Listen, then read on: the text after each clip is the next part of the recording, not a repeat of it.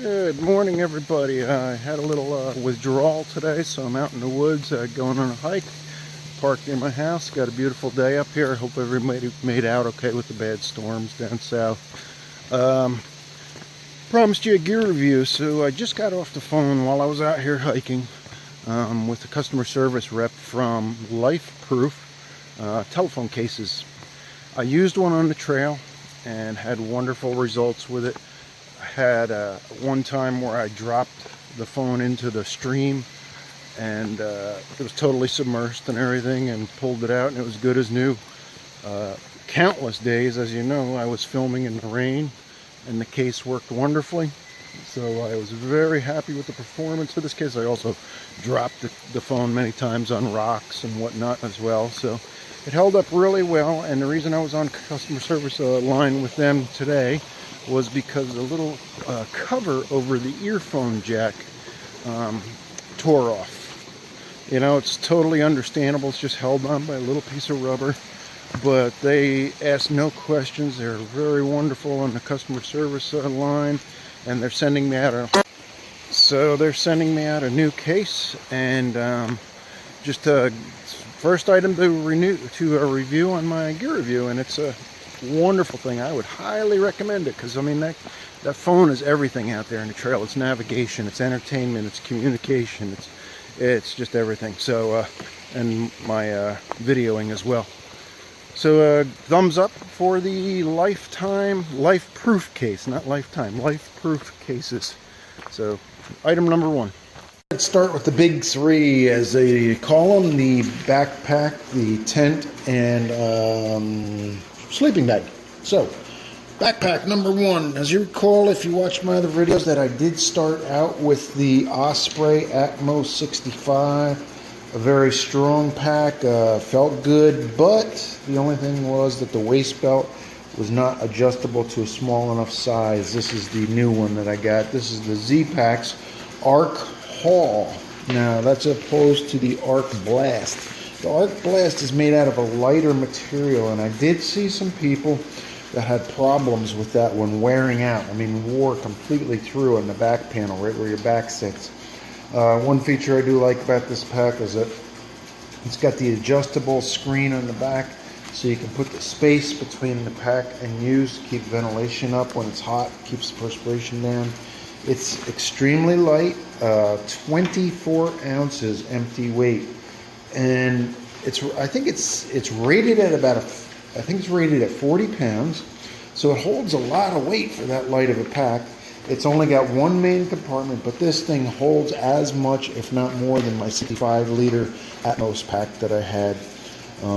It's all around was a great pack. I got a couple of tiny little holes in the mesh on the back, but nothing to complain about with this.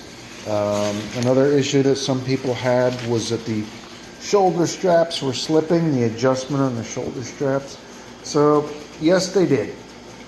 So if that's really crucial to you, think twice about it. Call them. They said that they have remedied it, but now I just tied a knot in it, so that remedied the problem. But overall, great product, and that's my what I have to say about the pack. Thanks. Continuation of the big three items. The sleeping bag that I had was a Camp Solutions 5-degree ultralight mummy bag. Did not seem to work as well as I had hoped for. It was a little bit on the inexpensive side. I should have went better. Not pleased with that. It was 4 pounds. Didn't keep me warm. So I don't know how they call it, ultralight or 5-degree. The third item, the Terra Nova equipment, Solar Photon 2. That was my tent. Okay, there you can see the name of it. Terra Nova equipment, Solar Photon 2. Great tent. Very happy with it. Kept me dry. The bag got a little shredded going through all the branches and everything that you tear up against. Mahusik notch beat the hell out of it, as it did me, scraping against the rocks. So it was a great tent. Loved it. No problems with it. Recommend it. I got it off of a website called Mass Drop, so I got it at a good price. Terra Nova equipment, Solar Photon 2, number 3. We've got the, that's it for the big three. The Tyvek sheet that I put under it, I just cut a piece of Tyvek from a buddy of mine who's got a construction company. Cut that to go as a ground pad to go under the tent. Helped protect and insulate from the wet ground and the rocks and everything. Kept the bottom of the tent intact. So I think that was it worked out very well for me, to Tyvek. Then I went into for my second sleeping gear after I got rid of my sleeping bag and I thought it was warm enough. I went over to a military outdoor clothing previously issued USMC Marpat camo poncho liner. It was only $22 on Amazon. Real lightweight, very compactable in the compression sack that I put it in. Not real warm, but it's for warmer weather. And I was able to stay warm with some base clothing as well. So very happy with that. I used a Climate, K-L-Y-M-I-T, Static V sleeping pad. It was inflatable. Took me about 11 or 12 breaths to blow it up at night. Not a problem. Very happy with it. It kept me comfortable sleeping on rocks and some of the rough terrain we had to deal with along the way. So it was good. Good investment. I also got an Instant Camp pillow. Instant Camp, I guess, is the brand. Very small, very compact, extremely lightweight, but yet when you blew it up, you could adjust the inflation on it by how full you made it. Very comfortable. I thought it was a big help. Frog Togs River Toads. I upgraded my previous from my previous equipment before I went on the trip. I went up to the River Toads model of the Frog Togs rain jacket. My daughter actually gave it to me as a present. Heavier weight, held up very well. It is hot though. Any rain jacket you get is going to be hot. You know, unless it's cold out, it's not real comfortable. But it worked great. Went with the Crocs for my camp shoes. They were the off-road sport model, so they had an ankle strap around the back. So when I was fording rivers, it was they were able to stay in place. It was good. I did go with the Ex Officio boxer briefs. Thought they were great. Dried very quickly. Held up very well. Very good. Good performance on those. For pants, I started out with a pair of Kuhl, that's K-U-H-L, with an umlaut over the U. Convertible hiking pants. They're a little bit heavier weight material, and they were great when it was cooler out. And then I switched over to a pair of Columbias, an extremely lightweight pair, when it was warmer. And did unzip. They're convertible, so you can unzip the bottom of the leg and convert them to shorts. They were great. Both pairs of those performed flawlessly, held up very well. Shirts, I saw a lot of people out there with the merino wool expensive shirts. Even in the summertime, they said they were good, but they were all wearing out. I've got myself a couple of cheap shirts from Walmart. Held up great. They're synthetic. They say they're not great, but they say they stink, but never had much of a problem with it. They cleaned up well. Then I went to the Darn Tough socks on the lower end. Very good socks. Very good. I think they're worth the money. I did get a couple holes along the way. Brought them into an outfitter, and they said, we'll take those. Go get a new pair. And they're great. They stood behind their product. Not all outfitters will do that. So you have to look around, but I was able to do it twice. So I started out with 2 pairs of socks, ended up with 2 new pairs of socks towards the end. Very good. I like the performance of that product. Into more of an equipment end of it, I went to the, I don't know how to pronounce this, Etekcity stove, camp stove. E-T-E-K-C-I-T-Y. It was on Amazon, and it was only $15. Lasted me the whole trip. A lot of people are using really expensive stoves out there. This one was very compact, very lightweight. The lighter even held up throughout, so I didn't have to use matches or a lighter. It has an electronic start button. You squeeze it and pop, it would light every time. So I was happy with that. I used the Snow Peaks. It was approximately a 1-liter cook pot, and you could also use it as a mug to drink out of. I did all my cooking in freezer bags.